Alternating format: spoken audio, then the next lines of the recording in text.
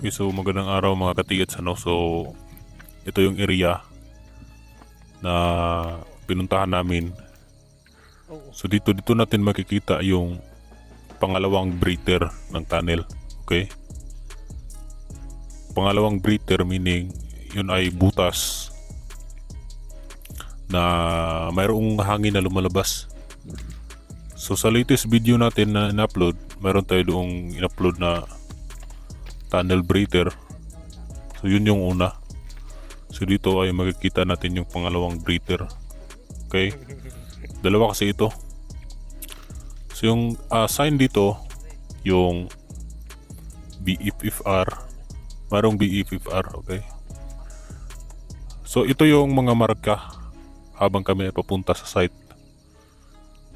Okay? Maraming bato, mga BBM. And then dito, mayroon siyang mga naka-engrave na mga butas, mga linya, malalim katiits. Yan o. So based dito sa nakikita namin ay dito lang sa harapan. Okay.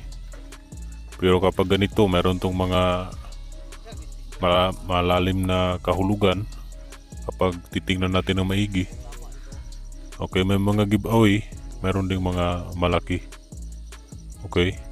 Kasi yung area na ito, accordingly, ay kumbaga ito yung nagiging last hideout nila. Kasi nandito ito sa tuktok ng bundok. Kasi nung unang panahon, nung kasagsagan ng gera, so yung last hideout ng mga Hapon is kagubatan talaga. Okay, doon talaga sila naka-stay ng matagal sa gubat. Okay, sa gubat kasi doon sa city nung makuha na ng mga kalaban yung area. So dito na naging last hideout. So marami itong sign katiyats, marami lang damo. Marami lang siyang damo, so hindi natin makita. Okay. So ito yung BBM, Big Boulder Marker. Dito nakalagay yung mga marka, mga bearing alignment, kung saang direction ba natin i-locate yung item. Pero dito base na nakita namin in front on the spot, very sure tong katiits. Merong C markings malaki, so pointing down. Pero pagkapag ganitong klaseng area nandito sa may gilid ng creek, ay sigurado na puro bato yung ibabaw. Mga vertical tunnel lang ito, hindi mo kailangang mag-drifting, pero hindi siya madaling hukayin kasi marami tong bato. Marami silang pwedeng gawing pang takip. Kung kaya yung makikita natin na yung ilang hinuhukay natin na gilid ng creek, pwede nilang bisitahin yung ibang video natin. Mayroon tayong napresyonan gilid ng creek, so sobrang dami. So kailangan talaga ng mahabang oras para makapaghukay. Okay? Kasi yung mga bato, hindi talaga yan matitipak kapag masamasuhin mo lang. Okay, mayroon ng mga teknik na dapat i-apply para makuha yung mga bato na nakaharang. Okay, so isa sa mga mabisang paraan para makuha yung mga bato, yung sunugin. Okay, isunugin yung butas, lagyan ng maraming panggatong. Pero kailangan talaga ng mahabang oras para makuha yung mga bato. Pero effective naman siya katiers. Unlike doon sa gagamit ka ng mga chemicals, sobrang mahal, pero hindi ka sigurado kung ito ba epektibo. Pero kapag apoy yung gagamitin nyo katiers sa pagbasag ng bato, ay ang puhunan mo lang dyan is lakas, okay? At saka sipag. Kung hindi ka masipag kumuha ng mga panggatong, ay hindi mo talaga yan mabibiak yung bato. Okay? So yan yung mabisang paraan firing technique. Pero share ko lang katiyot sa kapag malalim na yung butas. Halimbawa, ngayong umaga kayo nagsunog. Pagkabukas kapag malalim na yung butas, nasa around 6 feet, hindi mo yan malalapitan yung butas. Sobrang init yan, okay? Kailangan niya ng 1 linggo maghintay para lumamig yung butas kasi sobrang init yan. Yung butas kasi hindi kasi yung kasulad nasa ibabaw kasi meron siyang makahinga yung init. Pero kapag butas ay hindi talaga. Okay? So ito yung site.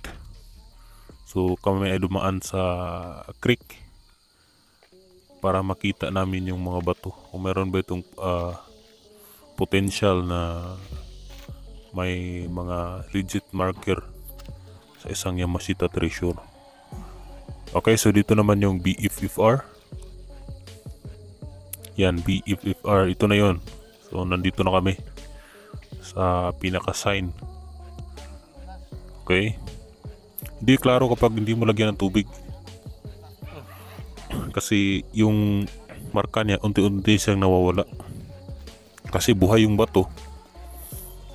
So tumutubo yung bato, may mga lumot. So parang hindi na talaga siya maklaro. Pero pag titingnan natin maigi, BFFR / ay arrow, mayroon siya arrow sa ibaba. Pero opposite, sa west yung arrow pero sa east yung detection. BFFRB dash 72. 73. O yan o, 72, klarong klaro. B72, big volume of deposit, 72 boxes. Pwede katiyits, ano? Pero yung BFFR katiyits, marami yan, ginagamit na yan sa iba't ibang lugar. Mayroon tayong mga katiyits na nag-send sa atin, BFFR pa rin, ganito yun pa rin yung design pero walang number. Okay, BFFR lamang. So ito na yun, dito natin makikita yung, so ito ay patungo na tayo doon sa sign. Hindi pala, doon pala sa breather. Okay, dito yung breather ng tunnel. So nandoon lang sa likod namin yung sign na BFFR. So ito yung tinuturo ng arrow. Okay, dito nakaturo yung arrow. So dito kami ay nagulat kasi mayroong hangin na lumalabas. Malakas yung hangin, malamig. So itong hinahawakan katiyits yan ay parang bato. Parang simento, mga bato na parang itinakip. Pero dito mayroong maliit na butas na may hangin na lumalabas. Okay? So yan o. So meron siyang hangin na malamig galing sa ilalim. So kapag ganyan, yan ay mga breather. Okay? Para magkaroon din ng hangin sa ilalim, para makahinga yung mga tao sa ilalim. So ganito yung bundok katiyits. Sobrang tirik. Pwede talaga ito lagyan ng tunnel sa ilalim. Kasi kapag yung entrance dito, yun yung mahirap i-locate. Okay? Kasi kapag gagawan to ng detection, ano ba, locator. Ang locator kasi ay sentro-sentro. Okay? So ngayon, kapag nakasentro yung item doon mismo sa pinakatuktok ng bundok, so sobrang lalim yung kailangan mong hukayin. Okay? Maganda talaga yung ma-point out natin yung entrance ng tunnel. Kasi yung entrance, pinasabog kasi yan. Yung iba, tinakpan talaga ng simento at ng maraming bato para hindi mapasok. Okay? So dito naman nakalagay yung malaking bato. BBM pa rin ito. Yan o, Y. May malaking butas pointing down. So possible under dito mismo. Ito yung sentro. Okay? Pero yung ano dito, dalawa kasi ito, dalawa tong batong ito. Then dito yung isa, saka yung isa nandoon sa kabila. Mas maganda yung nakalagay sa kabila. Kasi meron siyang heart. At saka, kumbaga, kumpleto yung kanyang design. Meron ding bearing alignment. Nakatutok sa heart. So yung heart ay nakatutok doon sa ibaba sa BFFR. Okay, kumbaga itinuturo niya yung sign na BFFR. Okay, kumbaga ito yung tinatawag natin na stone map. May mga creek, nagway. Okay, yan o handrail. Butas na malalim at saka makintab.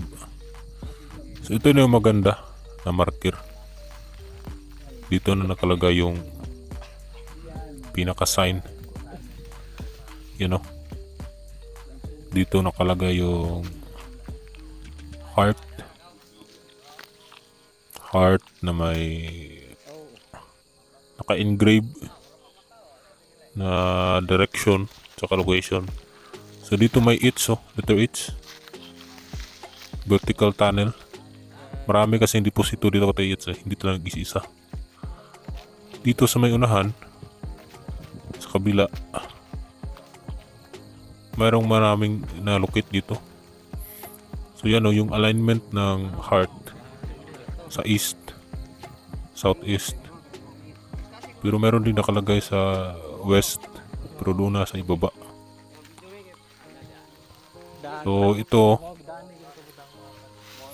nandito siya sa pinakatuktok. Okay, so meron tayong babagi sa inyo sa susunod na magandang sign. So mag-subscribe lang kayo.